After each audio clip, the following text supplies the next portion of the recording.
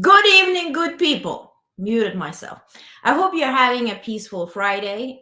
If you are tuning into the Tyson and Jake Paul fight, we will be finishing before their fight, which is, according to Netflix, is at 11 p.m. Eastern. So we have an hour and 10 minutes, and we're gonna use it. Okay. I hope you had again a peaceful week, a peaceful night. I hope you are looking forward to the weekend. What we're going to talk about today is, of course, actual news. We will talk about President Biden in Peru, what happened there, what type of conversations were there. We're going to also talk about what happened here, some new nominations. Thankfully, nothing as crazy as yesterday. But we're going to talk about the response to the crazy nominations yesterday. And, whenever we talk about any MAGA plans, what I want to encourage us to do is to keep in mind that those are nominations, those are not approved yet.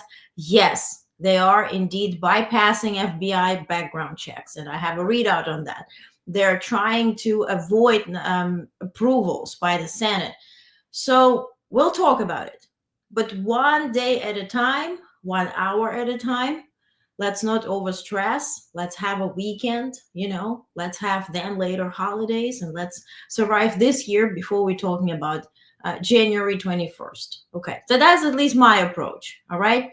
Sunflower. Hello. Who's hiding behind the sunflower? Maybe we met on X or Twitter or whatnot. Okay, thank you for joining. So first thing, I posted this video. I was rewatching the event for teachers that President Biden and First Lady Jill Biden, Dr. Biden, held at the White House right before they both met with Trump. And so by watching this, I kind of saw First Lady referencing Trump, and this was maybe you find it funny moment, maybe you find it as a sobering moment, but it certainly went viral. Take a look. Joe and I are also preparing for what's coming next.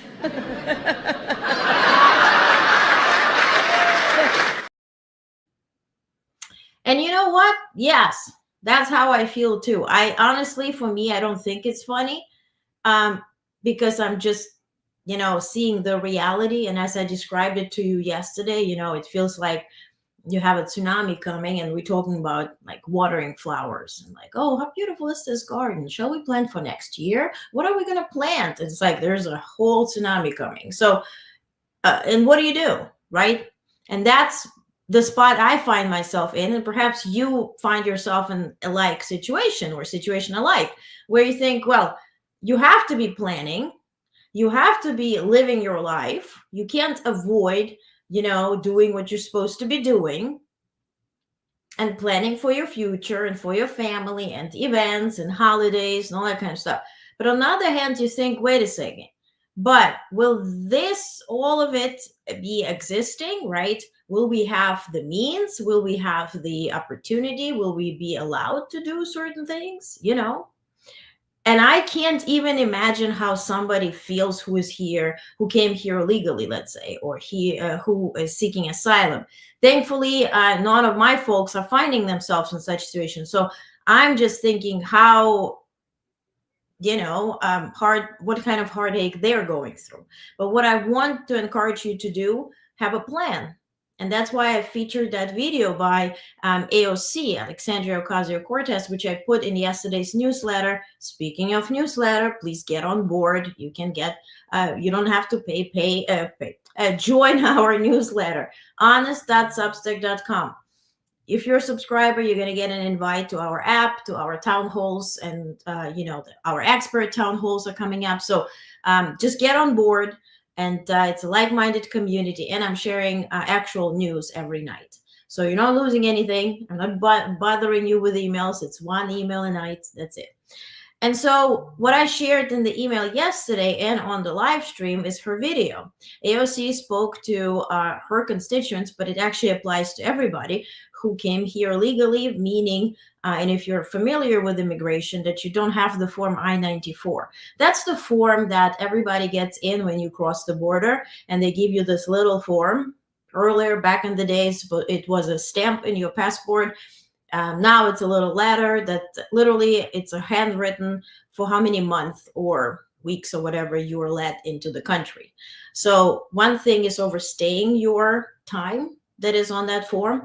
Another thing is not having that form. And so not having that form is what this incoming administration sees as criminal act.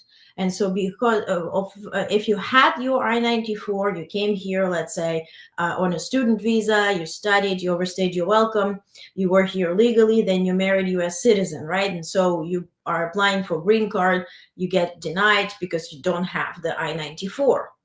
To fix that, President Biden issued an executive order that applied to all who are here for at least 10 years, who pay tax, who are married to legal citizens and actual American citizens, and who are here illegally, right? Because they find themselves in this spot.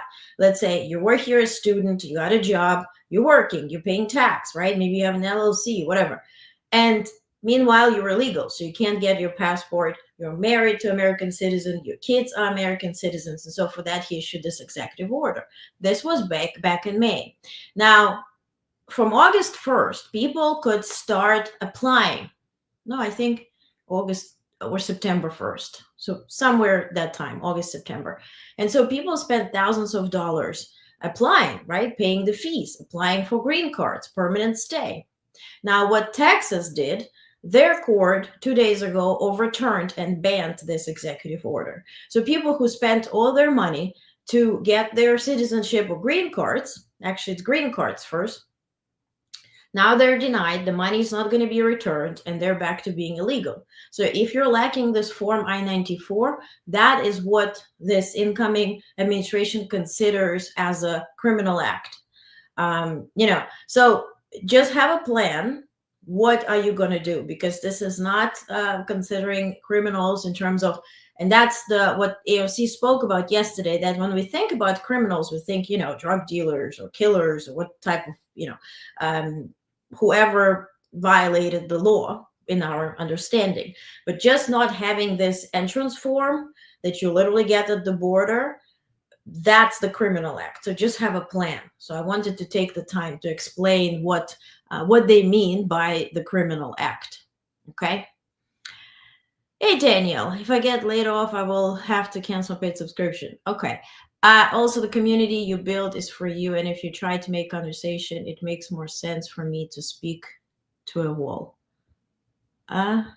I don't get it, but I'll reread it later. Okay, so let's get to the news.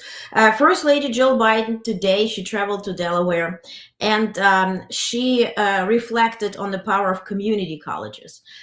So at a dedication ceremony at Delaware Technical Community College, First Lady Biden expressed gratitude and admiration for the institution. Reflecting on her own journey in education, she shared her personal connection to Delaware Tech, recalling how she was encouraged to join the college over 30 years ago, eventually finding a home there as a teacher. This I didn't know, for instance. Emphasizing the vital role of community colleges in providing accessible, flexible education, Biden highlighted their importance in offering pathways to successful careers for students from all walks of life. She also celebrated the creation of Student Success Center, and so they named that Success Center after her, and so she was there to open it and to recognize all the teachers who are there. Also, I shared that President Biden declared next week as the Week of Education, calling to celebrate it. And again, that's the situation where I'm finding myself in. On one hand, yes, great thing. Let's celebrate. Let's, it's like, again, we're having this beautiful garden. We're planning what to plant in spring, but there's a huge tsunami coming in. So are we ignoring it and just staring at it, rolling all over us and waiting? Or are we living the life we're supposed to live? But then you feel like, but wait a second, can I plan? Because there's that thing coming up. So that's how I feel, right? So, but it's a good statement. It's a good speech, and there's nothing wrong with it. It's only good. Now, if you recall, of course, Gwen Walls, whom we grew to love, she shared on Twitter today, Tim and I could not be more grateful for the support you all have shown us over the past few months. Let's take everything we are feeling, our fear, our fatigue, our frustration, and use it as our fuel. Now, more than ever, we cannot and will not give up this fight. I wish more folks who were campaigning just a week ago would be sharing such posts. I think I'm looking still for investigation. I would love to know what happened with machines, what happened with the fake bomb threats, what happened with Starlink. I mean, I read it out yesterday that AP claims that they fact-checked it to be a wrong rumor, but I really want current administration addressing the election, because we do have questions. And if nothing was wrong with it, then tell us. Okay, so then Biden is in Peru right now. So he reflected on the significant strides made in trilateral cooperation between the United States, Japan, and South Korea. So 15 months ago, he called for a very first trilateral meeting. It was in Camp David. And this was among South Korea, Japan, previous prime minister at that time, and Biden. And so he said it's a great group. And 15 months ago, we held the first ever leader level summit in our three countries in Camp David. And it inaugurated a whole new era of cooperation among our other three countries, or our three countries. What those who were in the room shared is that all countries, South Korea and Japan, said, both countries stated that it's such a significant trilateral cooperation that they value it so much. They said that they're hoping that this cooperation stays, because I discuss it constantly. There is a threat from China. Indo-Pacific, it's certainly a big question mark, unfortunately, when it comes to Taiwan, but also when it comes to a bigger conflict, because North Korean guy, Kim Jong-un, is unhinged, right? And so there's that nuclear threat from North Korea too. So Japan having this understanding and support from the US, and military support too, and South Korea as well, plays a huge role. So the president expressed pride in the accomplishments. He said, I'm proud of how we've come since this historic meeting, promoting development in Southeast Asia and Pacific Islands, linking arms to secure the technologies of the future, and countering North Korea's dangerous and destabilizing cooperation with Russia. Biden said, emphasizing the collaborative efforts in key regions and issues. And as we discuss here, South Korea has contacted Zelensky and offered to provide advice, provide military support, provide long-range missiles, and even send troops. Because if South Korea has to fight North Korea, for them it's better that this happens in Ukraine and not in South Korea. So that, certainly prompted that very close cooperation and willingness to cooperate. Now, when it comes to details, do I have it? It's in your newsletter for sure. So pretty much this collaboration is political and diplomatic. Main thing, what they have signed, and I reported on it throughout those 15 months, is the military cooperation. Certainly, this is not NATO, right? Attack against one is attack against all, but having just this trilateral agreement and collaboration cooperation militarily is a huge deal, which Xi Jinping, the China's leader, he said that he sees that as a provocation, same as Russia saw the NATO as provocation. And again, same as Putin, or Putler as we call it here, he caused the same idea, right? Putler invades Ukraine, what? Finland and Sweden join NATO because they need to guard themselves and they need to be a part of a strong alliance. And certainly Finland and Sweden are very strong. So NATO was in need of that too. Then C says, well, we're being provoked by Biden and Blinken and Austin traveling all around Indo-Pacific, building those relationships. What happens next? These countries are building together a coalition and they sign off to support each other militarily. So that is the factual, right, reality. So, and what we can say is that who caused this? This is really the achievement of Biden administration and Biden personally.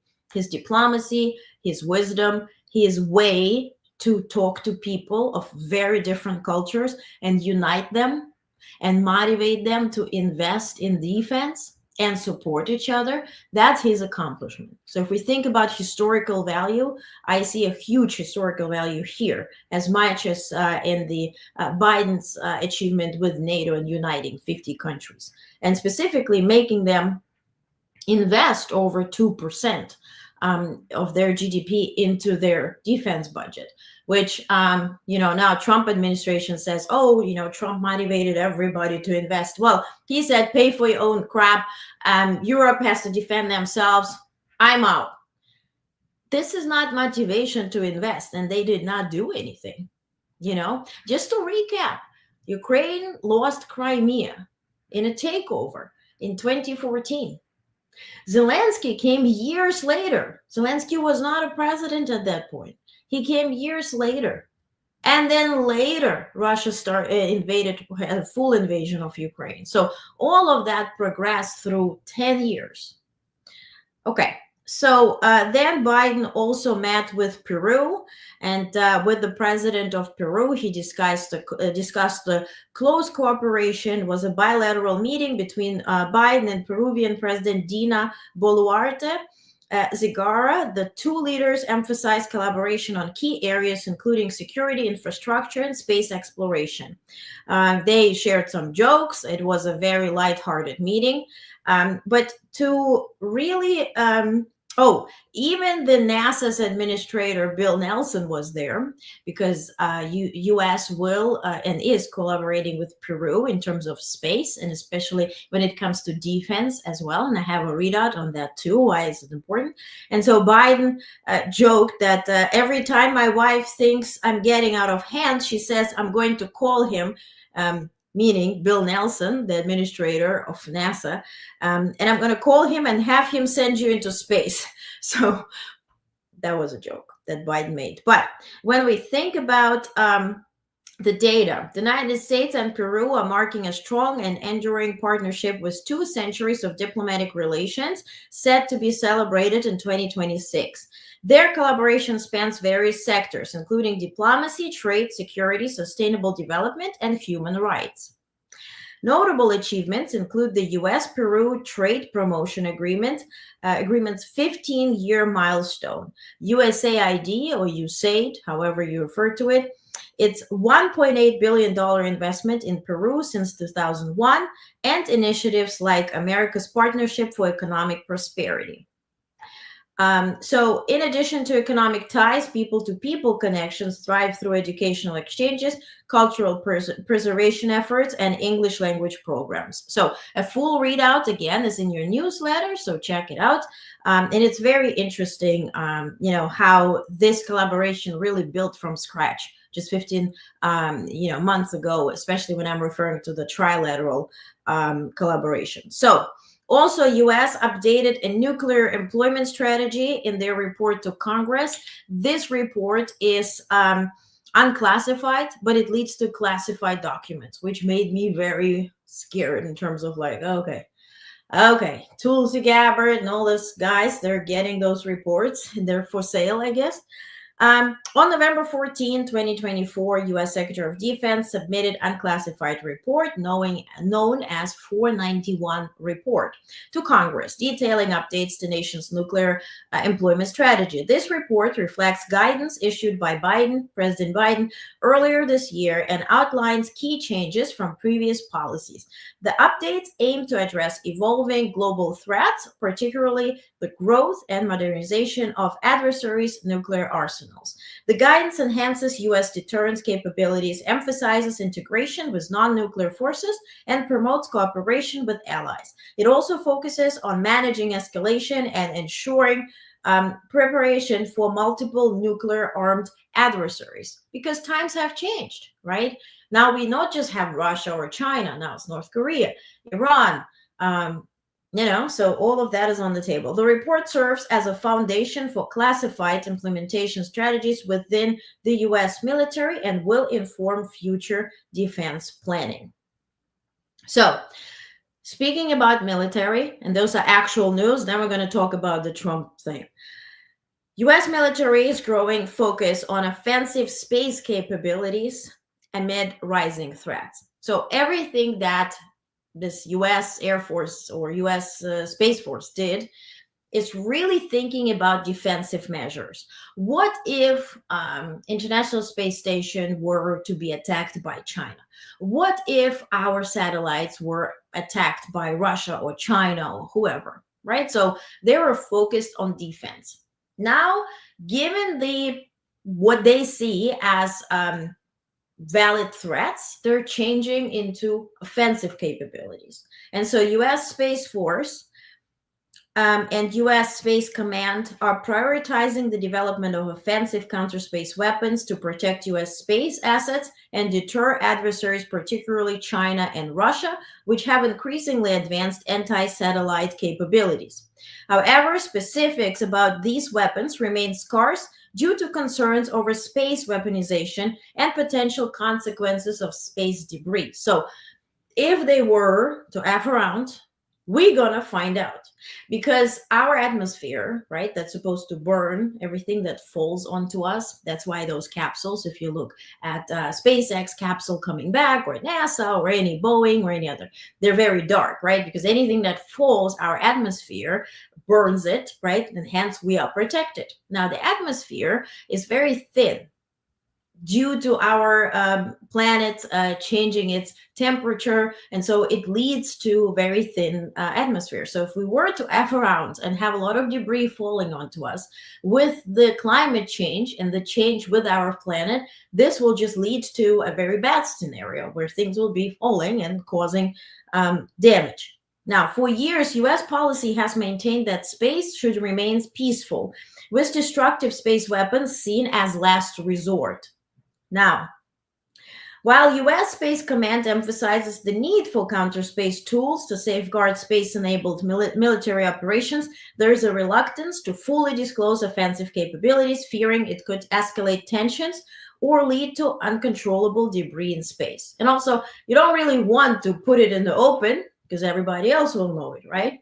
The military also recognizes that counter-space operations must integrate air, sea, and land-based options alongside space-based capabilities. So, and also they're looking for different type of capabilities.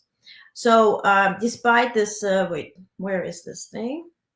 So they're focusing on 6 types of counter-space weapons, including kinetic, directed energy, and radio frequency jamming. These capabilities are seen as vital to maintaining space superiority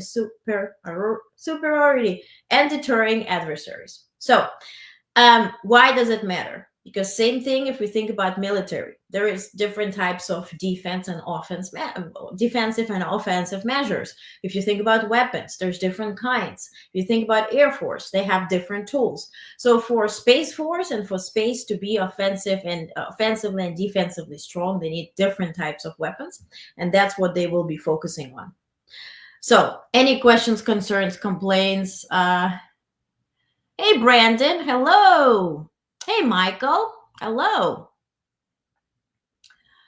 Space station is leaking oxygen. Yeah, it's been leaking oxygen for a while.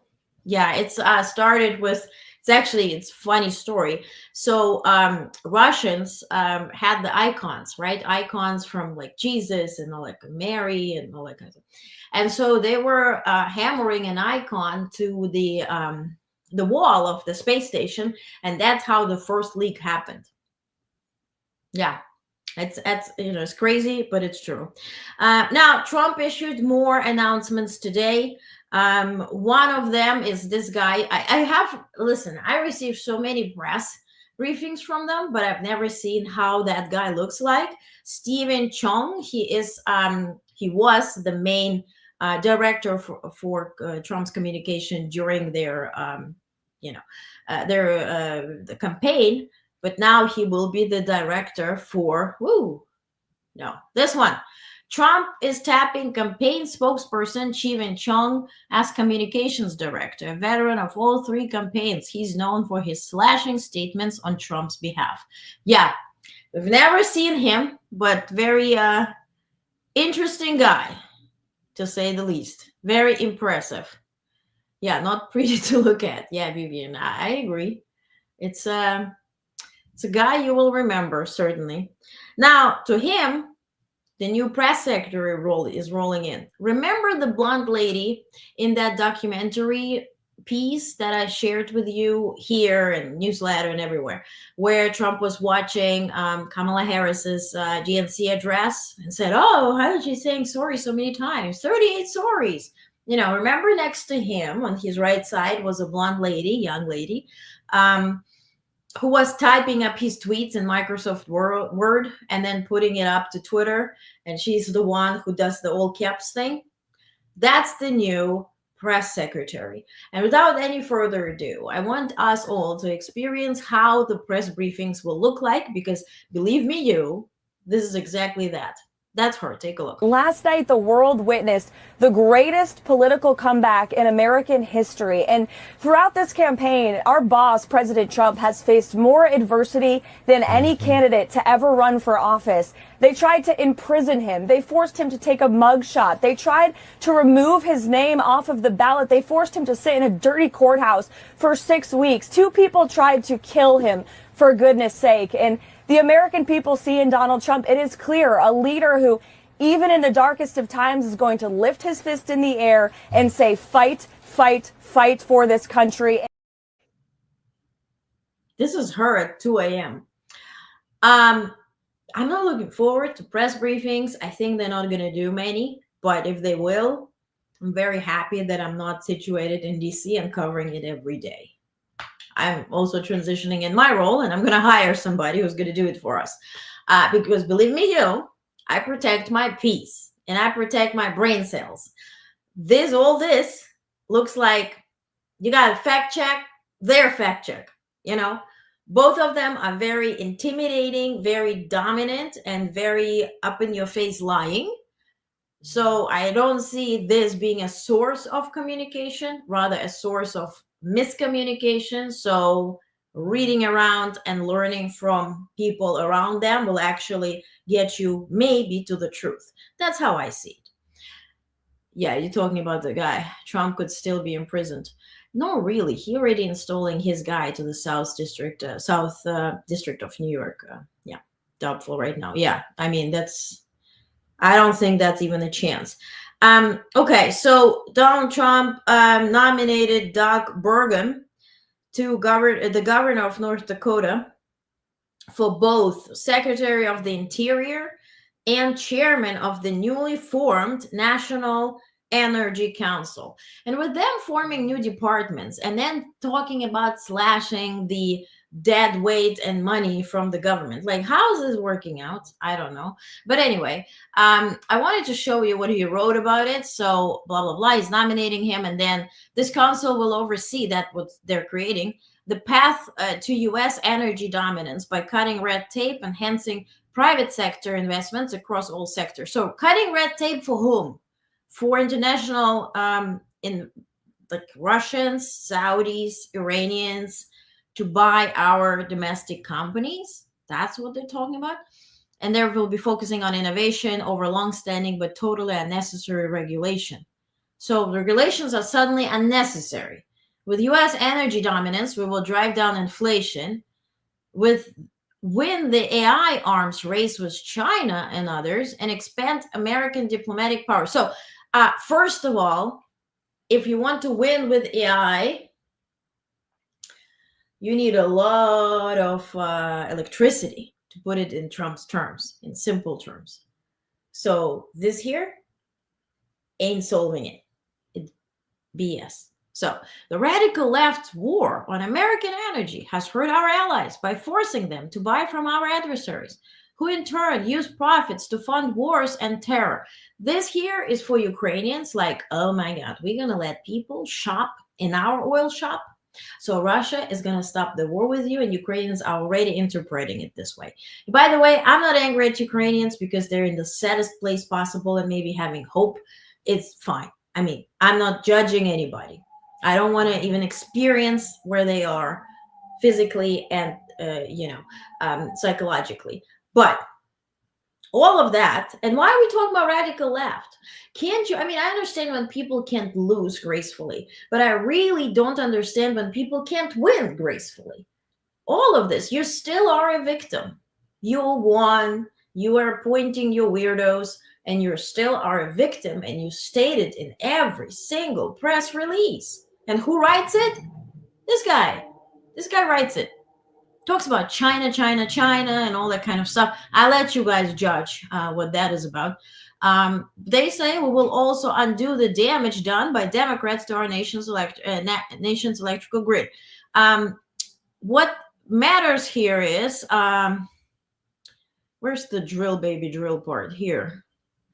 The Biden-Harris administration has driven our national debt to a record $36 trillion. I could never find that number. Yet America is blessed with vast amount of liquid gold. We will drill, baby, drill, expand everything. So what they want to do is pretty much use all the protected areas to drill, which Biden certainly protected. Yeah. So anyway, that's it. Now, when Trump's team, what I shared before, is bypassing FBI background checks for cabinet picks. President-elect Trump, his transition team is skipping traditional FBI background checks for some of his cabinet picks, opting instead for private companies to vet candidates. Trump and his allies argue that FBI's process is slow and prone to complications, potentially delaying implementation of his agenda. The dude is still not in power. It's like 2 months. God, Jesus. Critics, however, contend that FBI checks can uncover damaging information. This move comes as Trump has proposed several controversial candidates, Matt Gaetz and Tulsi Gabbard. Now, if we had hopes for the for the senator and incoming majority leader Thune, well, he stated, quote, "I think that all options are on the table, including recess appointments. Hopefully it doesn't get to that, but we'll find out fairly quickly whether Democrats want to play ball or not." So if playing ball is bending over, I guess that's what he said. God willing, they won't. But some Republicans are speaking against the nominees. I want to recall a video of the guy who was very unfortunate, Kevin McCarthy, with his nominations. I think, 11 times it took them to approve him to be the speaker. Remember what he said about Matt Gaetz. What's his name? Gaetz. Matt Gaetz, yeah. Take a look.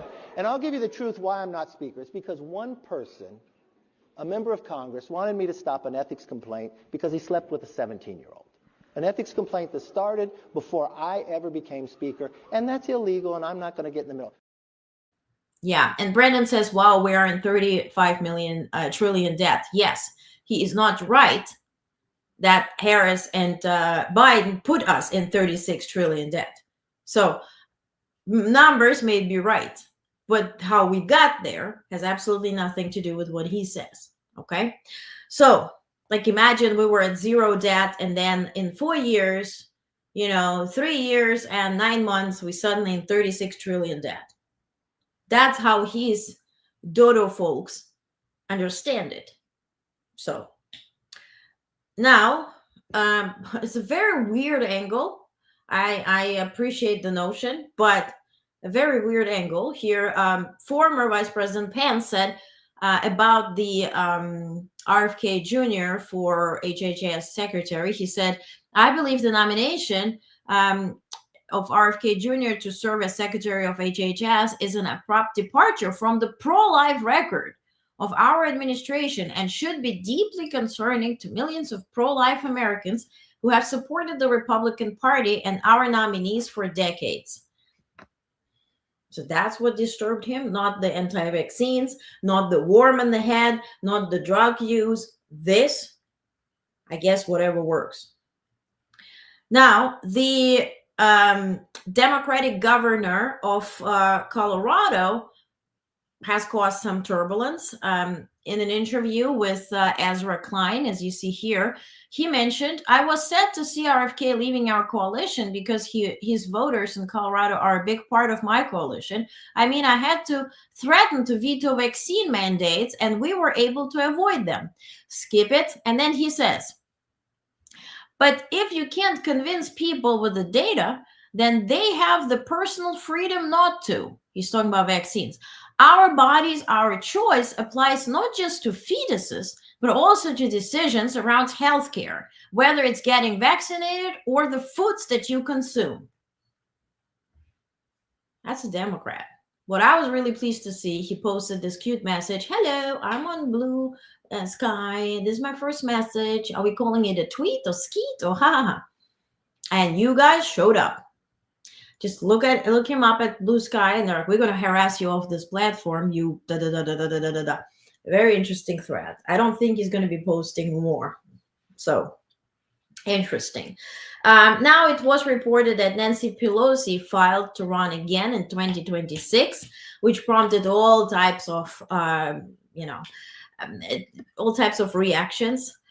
Here's somebody that we don't want to ever see, Roger Stone, who talked about Nancy Pelosi, but then talked about even MSNBC. Take FEC Form 2. So is she back? Is she staying? What's going on here?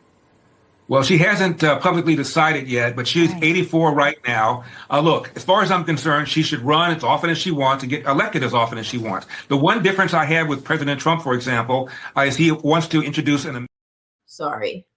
It wasn't Roger Stone. It's Larry Elder.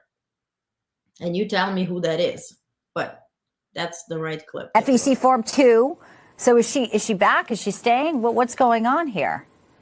Well, she hasn't publicly decided yet, but she's 84 right now. Look, as far as I'm concerned, she should run as often as she wants and get elected as often as she wants. The one difference I have with President Trump, for example, is he wants to introduce an amendment for term limits. I don't believe there ought to be amendments for term limits. If Donald Trump were young, in his 50s, let's say, and did a great job, as I anticipate he will, why not bring him back over and over and over again? We have an amendment in the Constitution to stop that at the presidential level, but I think freedom ought to be free. Maybe we ought to have term limits for voters. If voters keep voting for Democrats, they ought to lose the right to vote. But I think if politicians want to run, whether they're Republicans or Democrats, it's up to the voters to decide.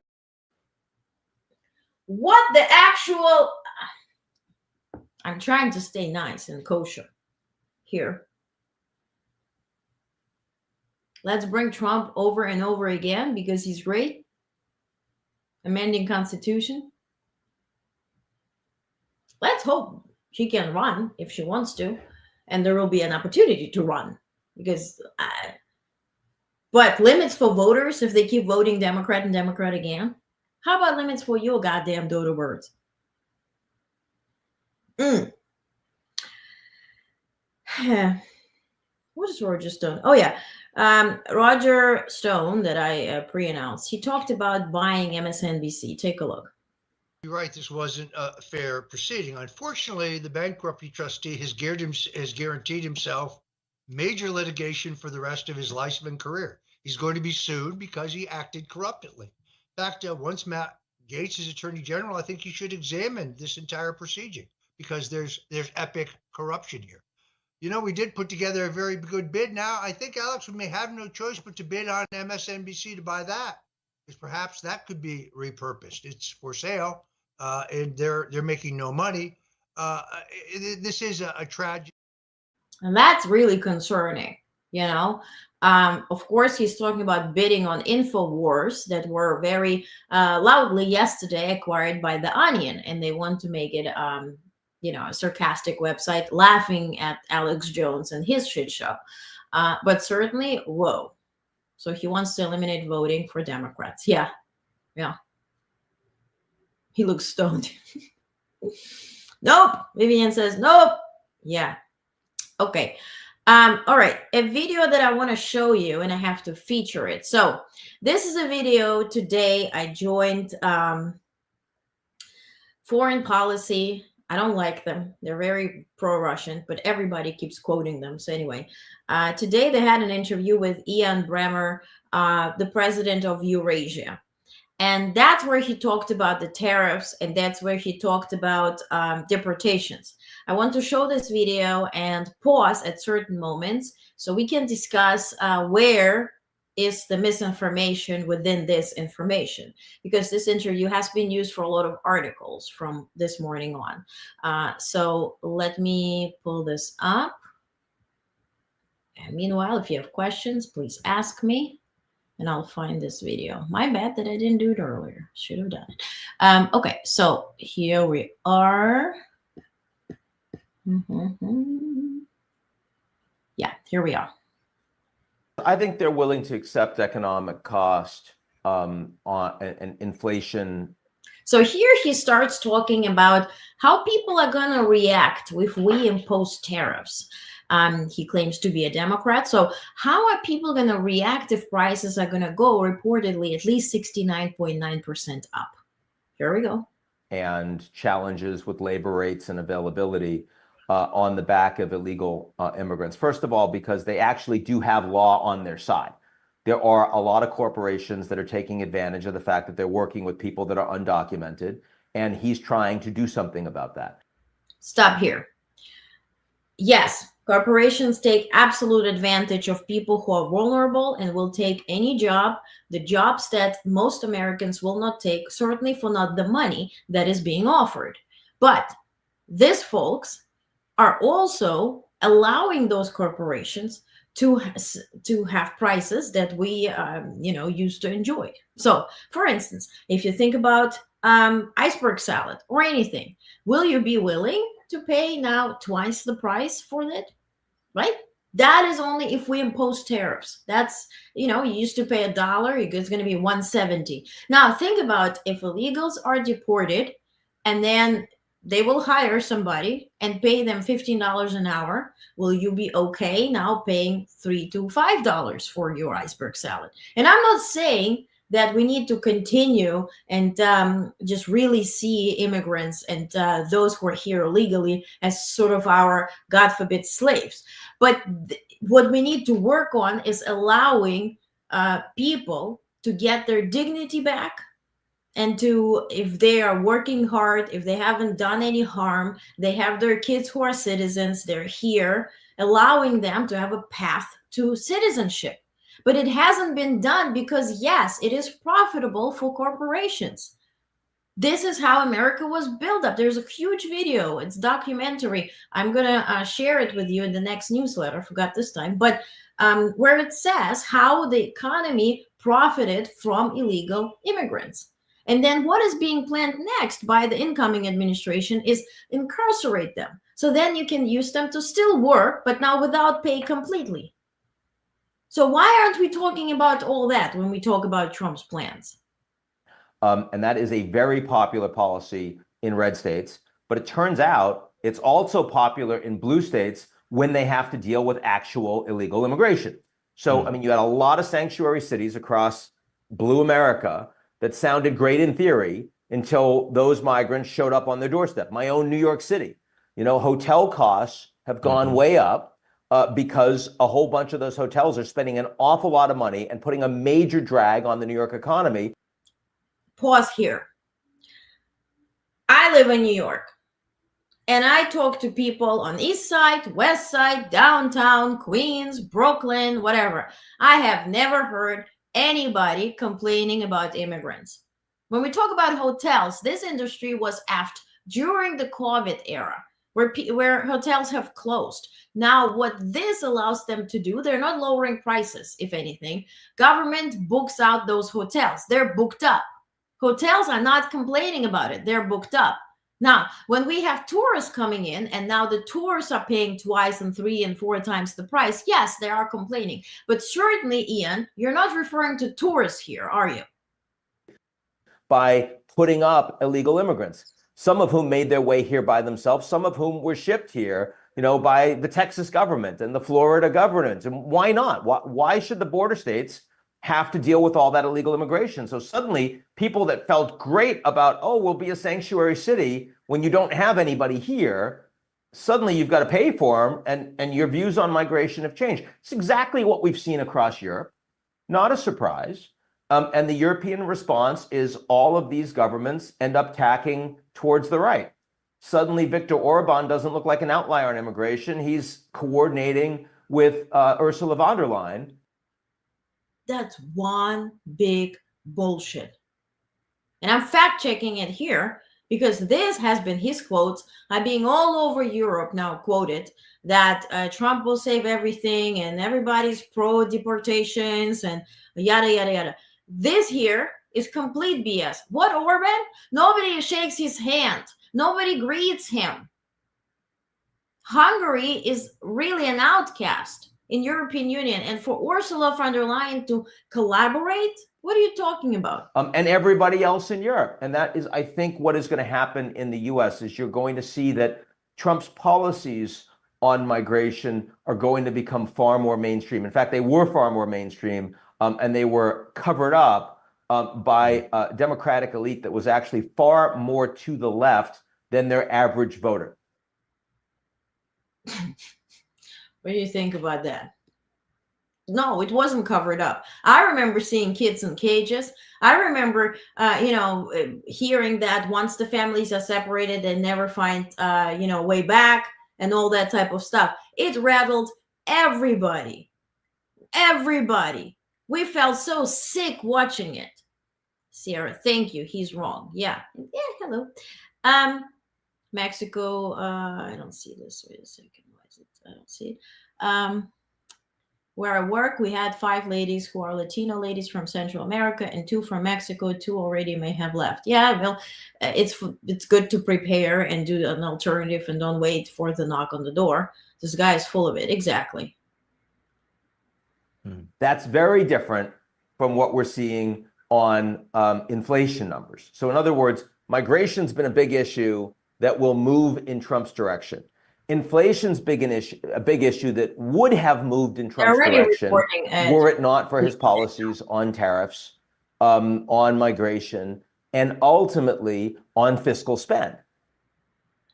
So why I'm sharing it with you. FP, Foreign Press, is considered a very democratic, liberal, very much used source of information. By the way, those are the people, if you follow me or have followed me on Twitter or X, where during the UN week, I went to debate there and I left it. Like 20 minutes in, I just couldn't even listen to it. I got up and left. They complained because it was being filmed for NBC, whatever, and give a shit. Sitting there hearing how bad Biden is and that Zelensky is a scammer and all that kind of stuff. Sorry, my Ukrainian-born U.S. citizen heart couldn't take it.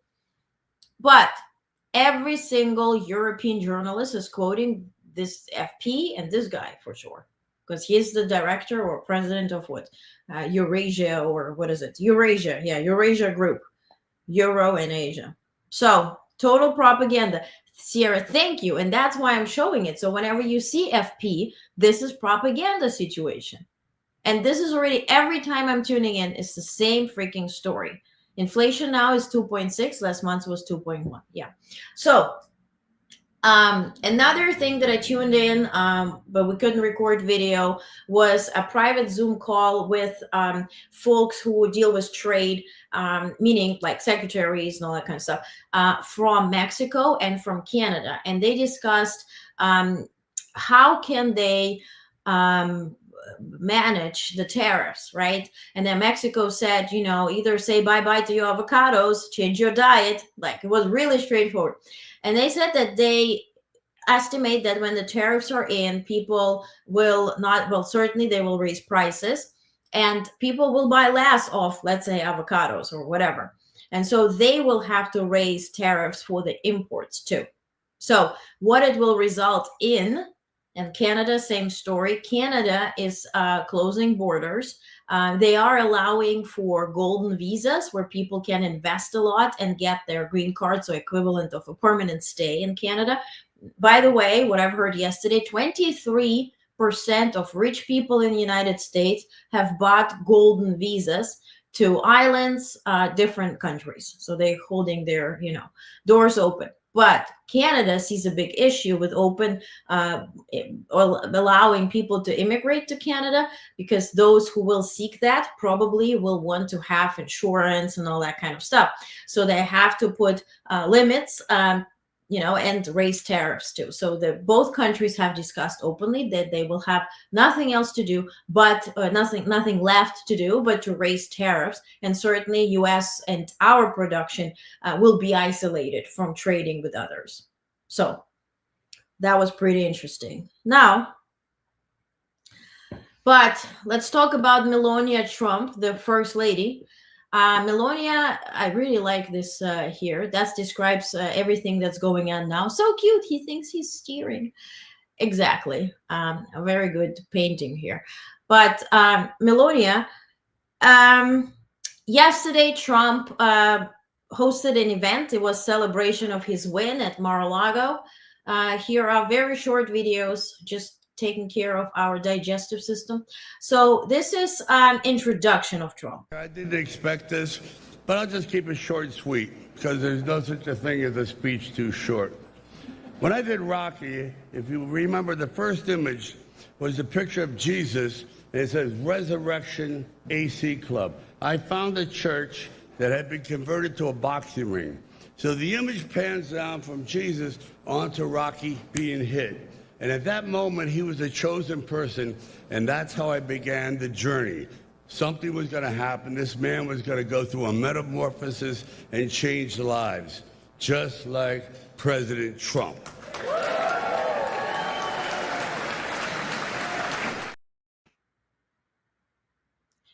This is Trump talking about Musk. Relax. We have a man who has a seriously high IQ. I'm a person that believes in high IQs, and his is about as high as they get.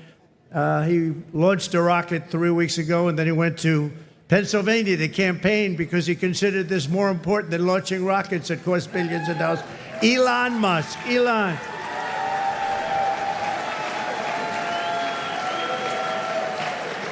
What a job. What a job he does. And he happens to be a really good guy. He likes this place. I can't get him out of here. He just likes this place. And you know what? I like having him here, too. He's good. He's done a fantastic job. Really. Every joke has part of a joke, but there is also hidden meaning to it. Now, Musk showed up there with his mother and with the mother of his kid number 10 and 9 and 10. That's the lady who is his VP in the company Neuralink that implants chips in people and monkeys who passed away. People, thank God, fine. So I wrote an interview with them. She is single, never had kids. She's 38, and he convinced her to take his sperm and get kids from him this way. They never dated. And so now she will be in that compound, and she already lives in Austin, Texas, and all that kind of stuff. So she was dressed in a red dress. He has the twins, boy and girl. Girl was also in red and all that kind of stuff. Played happy family. So he has options, put it this way, with whom to show up. Now, if you think that RNC priest was weird, let's recall how weird he was. I may, before the benediction, give you this promise. You're going to be so blessed. You're going to be tired of being blessed. I guarantee it. Now, that's another level of weird. That's where Trump and Melania were on stage yesterday.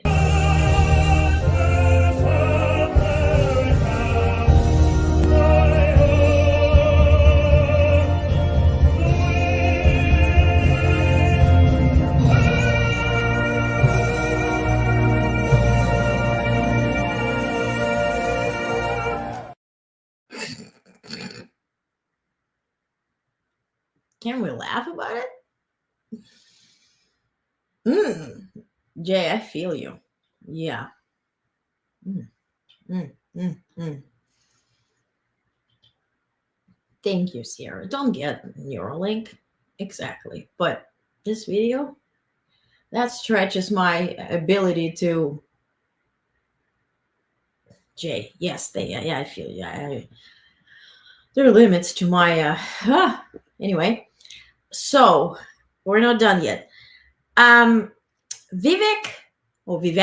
Ramaswamy, by the way, sponsored by Alex Soros, which I found out and got 2 confirmations about, which is like, what? Anyway, he, with Melania, will oversee that Doge department. Vivek joined a podcast today to talk about how they're going to decide who's going to get Social Security, who will not. Take a look. If your Social Security number ends in an odd number, you're out. If it ends in an even number, you're in. There's a 50% cut right there. Of those who remain, if your Social Security number starts in an even number, you're in. And if it starts with an odd number, you're out. Boom. That's a 75% reduction, done literally stochastically. Okay. Motherfucker. Wow. Anyway, switch to crazy. I often show you the Pivot podcast with Kara Swisher and Scott Galloway. And so they turn to numbers. Certainly, Kara knows Musk. She said that a lot of people who are from the Trump campaign reached out to her and said, he's kind of weird. She's like, enjoy. He's all yours. But Scott read out the numbers about Trump's efficiency and Elon's efficiency. Take a listen. But let's just look at some data here. Trump is by no means our most efficient president. Federal employment under Trump rose 3.4% during his first term, compared to an increase of 1.3% in Obama's second term. Federal employment did increase by over 6% under Biden. Despite all the rhetoric, the U.S. government spends less as a share of GDP than its peers. U.S. government spending is projected to be about 38% of GDP. That's less than Japan, which spends 42%, UK 43%, and Germany at 48%. The U.S. public sector, which they claim is overstaffed. Well, they do more for their citizens, but go ahead. Yeah. True. The U.S. public sector employs 14% of workers, which is more than Germany's 13% and Mexico's 12%, which connotes, based on what you said, is probably inefficient, but less than France's 21%. And the UK's 23%. Now, let's just specifically go to the pick of Elon, or Elon, First Lady Melania, to head in efficiency. Let's just talk about efficiency at Tesla. The automobile industry, revenue per employee is $1.07 million per employee at BMW. GM, $1.02 million per employee. Ford, $980,000 million per employee. Mercedes-Benz, $950,000. Toyota, $760,000. And pulling up the rear as the least efficient of these companies is Tesla clocks or registers revenue of $740,000 per employee. So the least efficient car company revenue per employee is Tesla. So in order to increase efficiency of the United States government, you select a guy with the least efficient results in the car industry with Tesla, and the guy who completely screwed up Twitter, made it a shitter, and people are leaving now in masses, and he fired employees, and he is losing money every day as we speak. So this guy should oversee our efficiency? The heck is wrong with you? Daniel says, sorry, but my filter is gone now sometimes. These guys are evil. Yeah, with that Social Security, God damn it. Your number starts with the even, you're in. It's in the, God, geez. Sarah says, agree, Daniel. Filter is gone. They're bad and ignorant people. Ready to destroy a great economy. Indeed. Chinana, hey, Chinana says, Elon is the new Melania. Elon is by his side more than her. Yeah, it's Melania. It's Elania. Got that right. Yeah. Just like Trump. Yeah, it's disgusting. It's disgusting. Yeah, and work Exactly, Vivian. And he wants people to work 80 hours for free. Exactly. So that ain't gonna fly. My hope, which I fear the solution, but it's also my hope. There is very little limit to F around with military. Firing them, talking to them, proving their devotion for Trump, and if not, they're going to be fired. The 3-4-star general, that's not going to end well. No, this is just people who, no, they're going to let that fly. They're already mad, by the way, discussing issues. Now, Russian propaganda outlets spent the last 48 hours advocating for Tulsi Gabbard. Ukraine cleans up its smears against Tulsi Gabbard. The irony of appointing someone intelligent for the new U.S. Director of National Intelligence. Tulsi Gabbard is all for promoting peace in Ukraine to calling out warmongering cowards in Washington. Cue panic in the swamp. Then my question is, why is RT able to post anything in U.S.? How many letters I read out to you where Treasury, FBI, State Department, the White House called them for propaganda machine that pays other machines to grow this in a bigger machine? Why are they still able to dominate, not just post, but dominate our market? Why? I know they're gone from YouTube because YouTube banned them. But can you take this approach? Like yesterday, I had a readout for you that UK is now actually opening criminal cases against tech companies that are facilitating, let's say, unofficial gun sale or knife sale or whatever, any type of weapons. So why don't we now open criminal cases against tech companies that facilitate things like RT, with them posting propaganda? Maybe then this will be stopped, because when it comes about money, then it starts being painful. Disgusting. But Trump's nominee for Secretary of Defense, talking about defense, that's the guy with the 3 flags. Take a look. See the 3 flag minimum. The 3 flag minimum? Yeah. I have a 3 flag minimum rule here. You got a 1, you got a 2, all right, and you got a 3. There. People ask you to run through.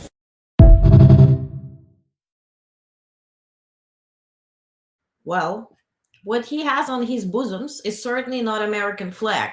It actually goes back to Nazi Germany. This Trump's nominee for Secretary of Defense, Pete Hegseth, was flagged as a possible insider threat by a fellow service member due to a tattoo he has that's associated with white supremacists.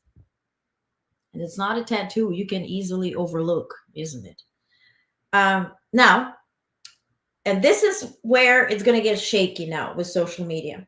Let's have a readout, but let's then read between the lines because it's important here. So the Federal Trade Commission, FTC, has secured approval of its antitrust case against Meta's acquisitions of Instagram and WhatsApp, claiming that the company bought these platforms to eliminate competitors rather than enhancing its own products.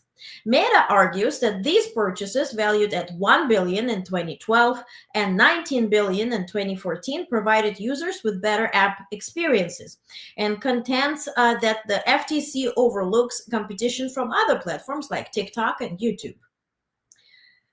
Now, FTC started this process originally. They filed it in 2020 under Trump. They didn't do anything about it during Biden administration, which I guesstimate had to do with Biden administration. Now they are proceeding it. It was refiled by FTC Chair Lina Khan and set to go to trial this month. The ongoing antitrust efforts are seen as part of a broader bipartisan push to limit Meta's dominance in the market. Meanwhile, political shifts could affect FTC's future actions because Vance and Gates support this anti-big tech situation. Very weird because big tech sponsors them, but they want us to go against certain big tech. That explains why, what's his face? Zuckerberg was with all this fight. Trump is a winner. It's great. He's trying to navigate. So if FTC wins, Meta could be forced to sell both platforms. Now, they're doing the same thing to YouTube, mainly Google, right? The Alphabet company. They claim that, and certainly rightfully so, Google is a monopoly in terms of search agents, not agents, engines, and ad placing and all that kind of stuff. So same story here, separating YouTube from Google search, from their, let's say, Gmail and all that kind of stuff. Now, who can buy all of this? I'll let you guess. So if somebody buys YouTube, somebody buys Instagram, somebody buys MSNBC, CNN, then we are in a big bubble of misinformation. So just sharing it. Now, when it comes to Ukraine, I told you about Navalny, that Ukrainians are not really, they see Navalny as a hero in his own right. But when it comes to Crimea, he openly spoke that Crimea is Russian. So I told yesterday, a few days ago, I shared a clip how Ukrainians did a bit of protest. They turned on the sirens on their phones when missiles are flying or drones are flying. The sirens go off, and so they turned their phones. They didn't mute them during her speech at the tech conference in Lisbon. But during her speech, she mentioned that Ukrainians should stop creating enemy, right? And she responded like that to the protests. And it's very interesting, as if the 1,500-kilometer front line does not exist. Enemy? Who's coming to whom? And in her mind is Ukrainians should not see enemies in Ukrainians should not see enemies in those truthful and heart-loving people of Russia. Aren't their sons coming to kill Ukrainians? Today was this viral photo, I'm not going to show it to you, with 68 Russians killed with one ATACMS hit. All of them. And it's a photo of all of them deceased. What a view. Now, Olaf Scholz caused turbulence today. Well, he decided to call Putin. He called him and says that Russia must now show willingness to negotiate with Ukraine. It should end the Russian war of aggression against Ukraine and withdraw its troops. And what do you think? Putin listened and said, yeah, well, thank you. Yes, thank you, Olaf. I didn't know what to do. Now, finally, I know. Thank God. Now, Zelensky addressed that. And he says, quote, where is my quote? Yeah. He says that, in his opinion, this call opens a Pandora box. There may be now other conversations and phone calls, just a lot of words. So we're exactly in the same situation where Russia was before the big invasion, right? The major full-scale invasion of Ukraine, where leaders would call Putin and Russia would not be isolated. So now if folks follow Scholz's example and start calling him and having conversations and flying around, Russia is out of isolation. And that plays a major role, that nobody will shake the Putin's hand, sit next to him, talk to him, because that's a criminal, that's a murderer. Now we start having those conversations. If you know, in politics, one does it, everybody starts copycatting it. And so Zelensky says, no, we're not going to end up with Minsk III, which that decision where they signed off that Russia is not going to invade and Ukraine is not going to join NATO. And then Russia invaded. So he's like, no, we want to see actual peace. We want to see actual negotiation. So that ain't going to be it. But Scholz did that. Now, what's new is that for the first time, China sent Russia weapons to use against Ukraine. They're said to be combat drones. So China has been sending the chips and helping, or this, goods of multi-use, right? So they could be multifaceted use. So they could send something where you can take the chip out and use it for your, any type of military equipment. So now they're literally sending drones, which is if you think in normal cases, and I know this is not a normal world we live in anymore, but in normal world, in normal case scenario, according to law, that means they entered the war, right? But if you go by that logic, then NATO entered the war because they're sending equipment to Ukraine. So it's tit for tat. Now, Secretary of State Blinken spoke in Brussels. He's now in Peru with President Biden. He's going to go to Rio with President Biden for G20 meeting. But before that, in Brussels, he spoke about helping Ukraine. I don't have the video for some reason. But anyway, he says every dollar we have at our disposal will be pushed to Ukraine between now and January 20th, before Trump comes in. Now, here's the deal. Why Trump is rushing to either approve his clown show or the nominees, or to let them serve as, acting as whatever their title is. Why? Because if somebody can go to Ukraine or push Ukraine to negotiate with Putin and freeze the contract under the written law and the fine print of our agreement, our meaning U.S. agreement to support Ukraine militarily, if there is no fight, there is no support. So Trump's agenda and Putin's agenda is to ensure that this is frozen before January 20th, because all that money that Biden wants to give, and that's this administration's delay, they now accounted that about $9 billion suddenly weren't even sent. So now they have to rush and do this. But if this is frozen, that could be the consequence. So for that reason. But today, it's an interesting video. Today, Ukraine in Odessa, they were fighting the Russian drones. And do I have a description? It's in your, it's also in your newsletter. But take a look at this video. This is Ukraine fighting off Russian drones. Take a look.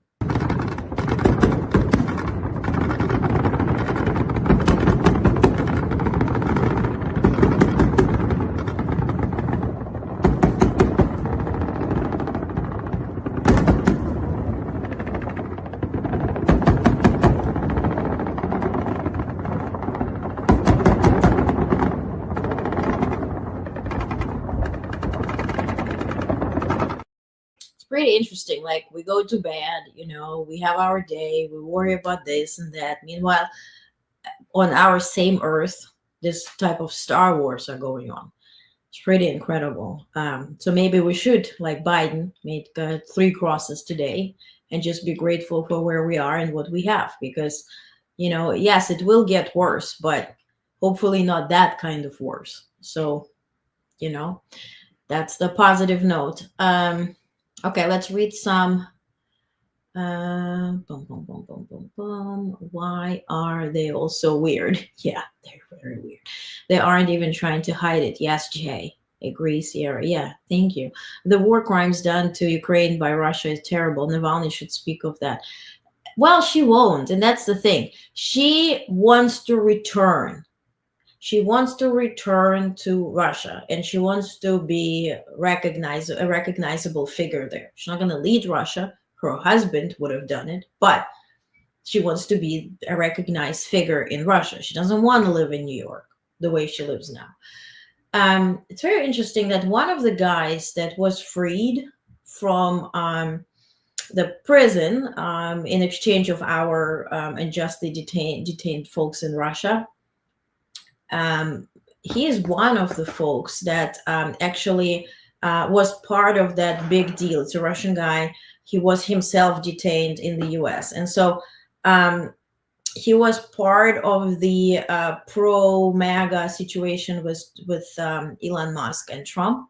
Allegedly, he made that connection. So he's very heavily involved. He posts on Twitter saying mission accomplished and all that kind of stuff. So that's what I want to say. If they learn to do something, they will not unlearn to do something. Clown show is 100% right for Trump's cabinet. Yeah, there was this video, it's like clowns entering the circus, and they're like, hello, every one by one. Hello, hello, hello. Looks like, Trump team is coming to work. Hey, Bonnie, Yeah, it's been a week. Yeah, but you can start and just can watch from the beginning. Okay, guys, I'm gonna let you go. If you're watching this Tyson and what's his name again? Jake Paul fight, because people, messaged me, oh my God, there's this fight. They're supposed to start now, or they have already started, so go watch it. Both of them are Trump voters. Keep that in mind when you watch it. So maybe it gives you a hint.